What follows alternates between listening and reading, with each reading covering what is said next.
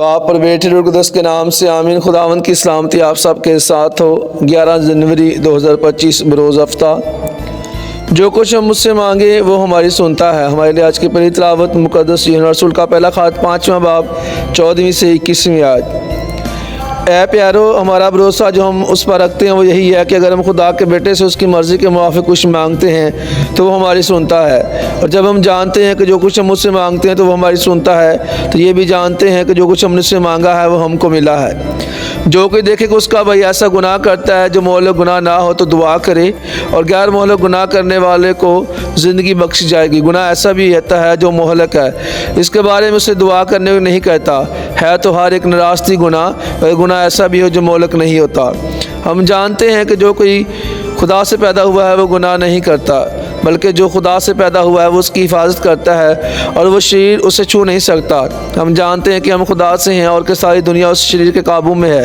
और हम ये भी जानते हैं खुदा का बेटा आया है, हमें ये समझ बख्शी है कि अल-हक़ को पहचाने और कि अल-हक़ यानी उसके बेटे यीशु मसीह में रहते हैं। यही हकीकी खुदा हमेशा की ज़िंदगी है।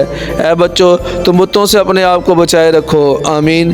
पाक कलाम के पढ़े और सुने जाने पर खुदा की बरकत हो, खुदा का शुक्र हो। ज़बूर उसका जमायती जवाब। खुदावंद अपनी उम्मत को अजीज़ जानता है। खुदावंद के लिए एक नया गीत गाओ, मुक़द्दसों की जमायत में उसकी आमद गूंज उठे। इसराइल अपने खालिक से शादमान हो, फर्जंदाने से हुन अपने बादशाह के सवाब से शादमान हो। जमायती जवाब। खुदावंद अपनी उम्मत को अजीज़ जानता है।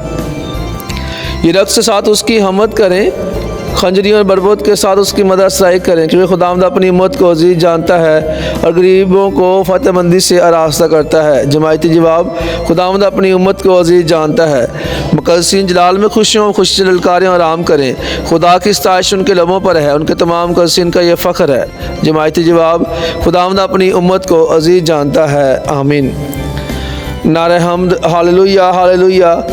एक बड़ा नबी हमें बरपा हुआ है, खुदा ने अपनी उम्मत पर नज़र की है। हालेलुया। दुल्हा का दोस्त जब दूल्हे की आवाज़ सुनता है तो खुश होता है। मुक़द्दस यूहन्ना के मुताबिक लिखी गई इंजील उसका 3 बाब 22वीं से 30वीं आयत।